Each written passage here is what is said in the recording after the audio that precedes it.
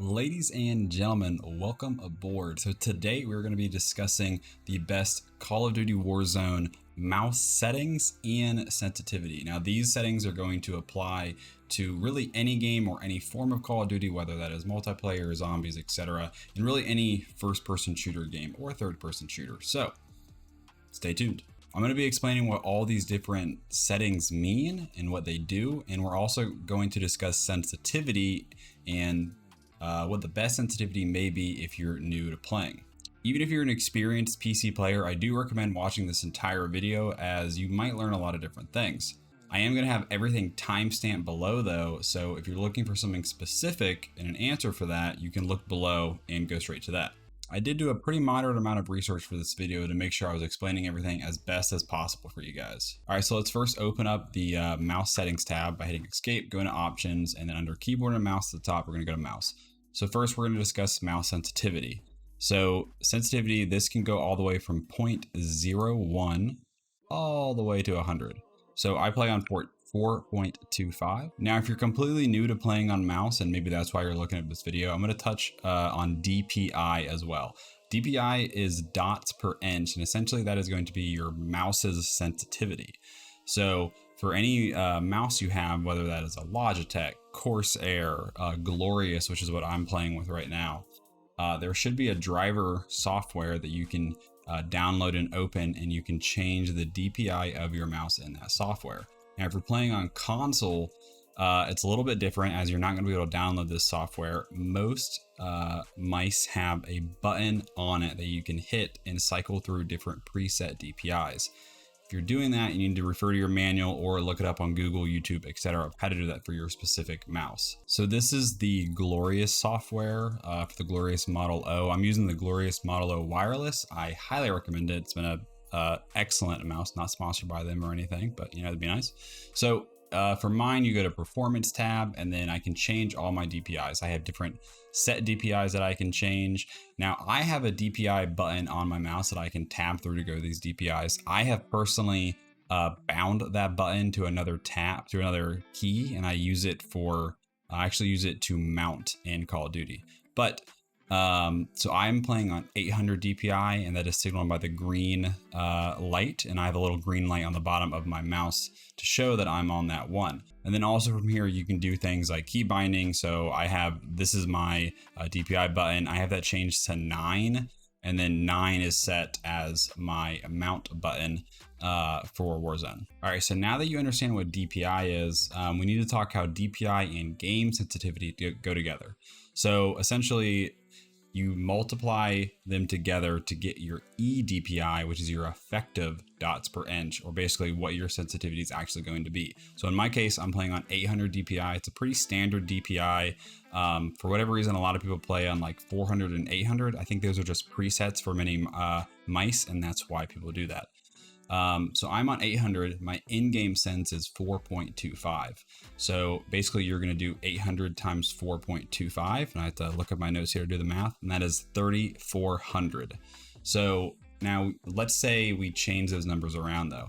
Let's say I cut my DPI in half to 400, but I doubled my in-game sensitivity. That's still going to equal 3,400, and my sense, or the feeling of how much I have to move my mouse is going to be the exact same either way. I do not recommend turning your DPI really any below 400. It would probably take a lot more than that to notice this, but if, let's say hypothetically, you wanted to do 2 DPI, and then you're going to turn, if you could theoretically turn your in-game sense all the way up to 1600, it would feel really clunky because of the dots per inch. So you want to keep that number, I would recommend above 400, but if you go too low, it'll make your mouse not feel smooth at all. So don't do that.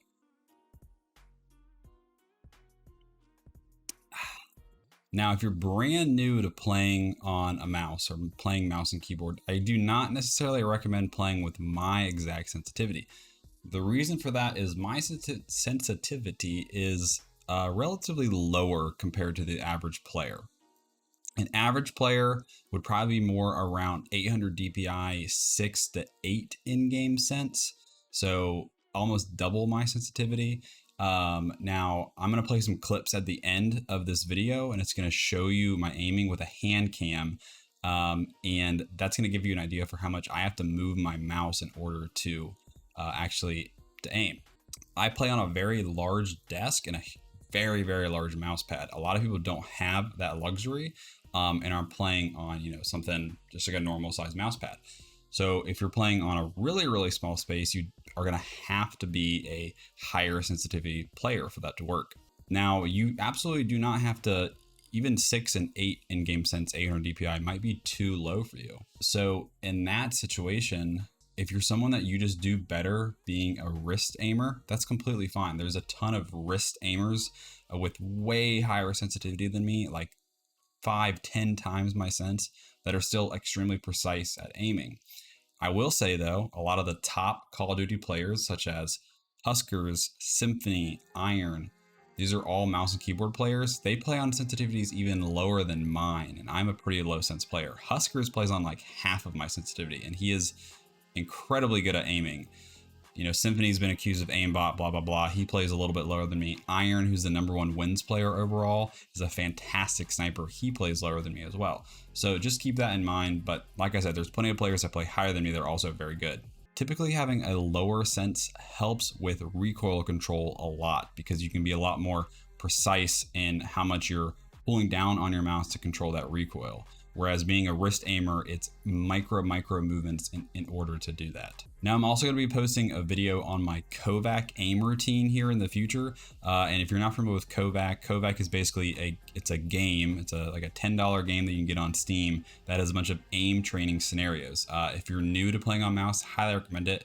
Or if you've been playing on mouse for a while and you've never tried an aim training game such as that, highly recommend it. I've been spending trying to devote like 15 minutes a day to doing it, and it's made my aim exponentially better. So definitely recommend doing that and subscribing to the channel if you're interested in a video like that to improve your aim. And then while I'm on the topic of that, I do post a lot of other content about Warzone, improving your gameplay, best loadouts, just my good gameplay moments that I have. So if you're interested in that, I appreciate, I recommend you subscribing. And then I also stream on Twitch over at twitch.tv/tcaptainx if you want to watch me play live. All right, so now that you guys understand DPI and sensitivity, let's actually start explaining some of these other options and tabs in the options menu. So if we go to advanced under mouse sensitivity, it's going to show you a lot of different multipliers. Now, I should absolutely not have that on 2. I had that just because I was messing around with it. So vertical sensitivity multiplier is basically you can make your vertical sense, so moving up and down, you can make that a different sensitivity than your horizontal left and right. I definitely recommend keeping that on 1. I've seen a few people turn this down slightly. I would definitely just keep it to 1 though to keep things consistent. Next, we have ground vehicle sensitivity multiplier. So it's important to note that this applies for also aiming guns on like a tank or like a turret. So if you play a lot of like ground war multiplayer, this multiplier and multiplayer, oh my gosh. Anyway, so if you play a lot of ground war with turrets and stuff like that, this will change that. So if you do that, I would keep this to 1. However, I almost exclusively play Warzone, and so this helps with turning around and looking around when you're driving a vehicle. So if I'm driving a vehicle, you turn with WASD on your keyboard, but you can use your mouse to look around and get information and whatnot. Air vehicle sensitivity multiplier, I do recommend turning this one up to the max of 2. And the reason for this is this basically is going to be exclusive for helicopter control. To turn a helicopter, you do use your mouse by moving, left and right, and then WASD is actually the up and down forward and like kind of strafing of the helicopter. If it's lower, if it's on 1, you have to constantly move your mouse and you will run out of mouse space basically if you're trying to do like a complete 180 turn or something. So by keeping this at a higher level, it's easier. You don't have to move as fast and you can do a wide angle turn much easier. And then tablet sensitivity is going to be for like placing like a VTOL or like a white phosphorus while playing multiplayer. So don't necessarily recommend changing that. I would just keep that at 1. All right, so moving on to aimed on sight mouse sensitivity. This is kind of a confusing one. So you have 2 options here. You have relative and legacy. Essentially, what legacy is it's going to change your sense based off your field of view or how much you're zoomed in. So on a sniper, when you're zoomed in, it's gonna basically increase your sensitivity to be able to move the same distance. Okay, so it kind of keeps that, like when I'm zooming in, like this movement of hip fire versus zooming in, my sensitivity feels much higher when I'm zoomed in.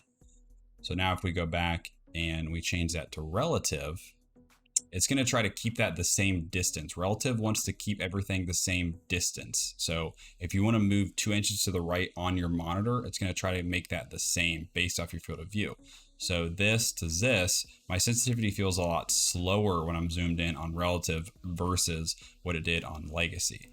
This comes down to personal preference, but I recommend relative because it's better for creating muscle memory for making flick shots and things like that. Now, if you are going to play relative, which is what I recommend personally, you need to make sure you go to the advanced tab and down here at monitor distance coefficient. If you're on a standard 1080p monitor, so a 1920 by 1080p, which is the vast majority of computer monitors, you want to make sure this is at 1.33. If you're playing on a 1440p, this needs to be at 1.78. There is another number for 4K, not sure. You know, a lot of people don't play on 4K monitors though. And if you play on anything lower than 1080, I would YouTube it because I don't know. All right, so then moving on to the other sensitivity multiplier. So you have ADS low zoom and ADS high zoom. So this is going to be how much your ADS increases or decreases based off when you're aimed down sight. So most people will lower this some. Some people do keep this 1:1, and that's fine, but most people lower it to be a little bit more precise while aiming. So I recommend kind of going for somewhere between 0.6 to 0.8. I'm on 0.7 right in the middle of that. So basically hip fire. So this is hip fire speed. And then here we'll do it with a pistol and then aiming. So I'll move my mouse and then aim and it slows. So that's all that is. Pretty self-explanatory. I realize that everyone after watching that is probably like, this guy really thinks we're that dumb. So I apologize for that. I know you guys are smarter than that. That was a pretty self-explanatory subject. And then the last one here is ADS sensitivity transition timing. So basically what this is when does your sensitivity switch from your hip fire sensitivity to your ADS sensitivity? So instant is what I recommend. So this is the second you hold right click on your mouse. And this would also apply to controller. The second you hold, left trigger or whatever it is, it's going to change your sensitivity to that. There is also gradual and after zoom. After zoom is going to be your sensitivity will not change until you are fully zoomed in.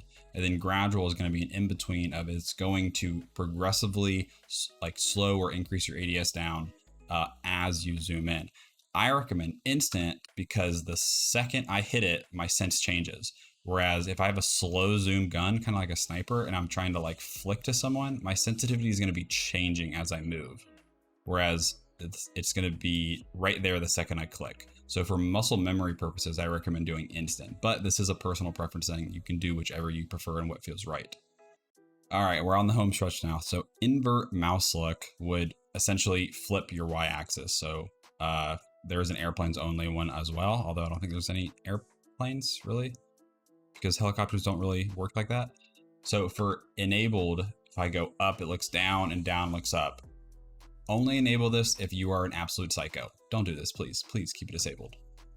All right, so mouse acceleration now. So what this is if I move my mouse very quickly, it's going to actually speed up my sensitivity. So this is only good for trying to very quickly turn around on someone, especially if you're maybe on like a smaller mouse pad. I highly recommend keeping this to 0 though, because it's literally going to change your sensitivity based on how fast you're moving your mouse. So this is horrible for creating muscle memory. So definitely keep this to 0 as it's just going to make things more difficult for you. Mouse filtering and mouse smoothing are essentially the same thing. I'm really not sure what the difference is. Basically, you should also keep these to 0 or off. This is going to attempt to smooth your mouse movement by enabling these. Absolutely do not recommend turning those on. It's going to make your aim very inconsistent if you have those on.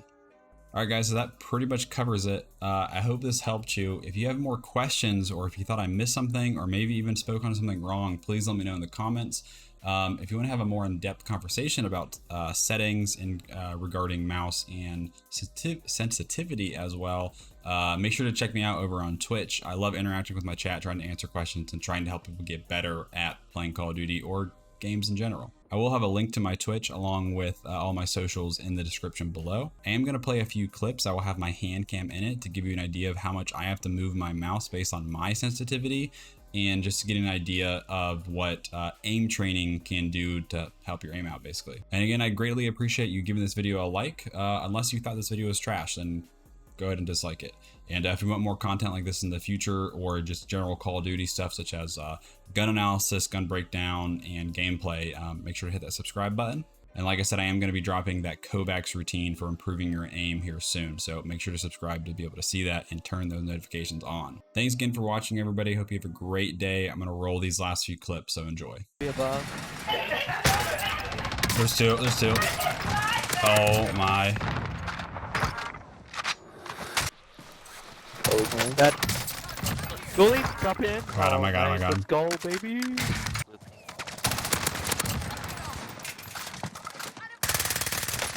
Oh shit. Sort 'em out.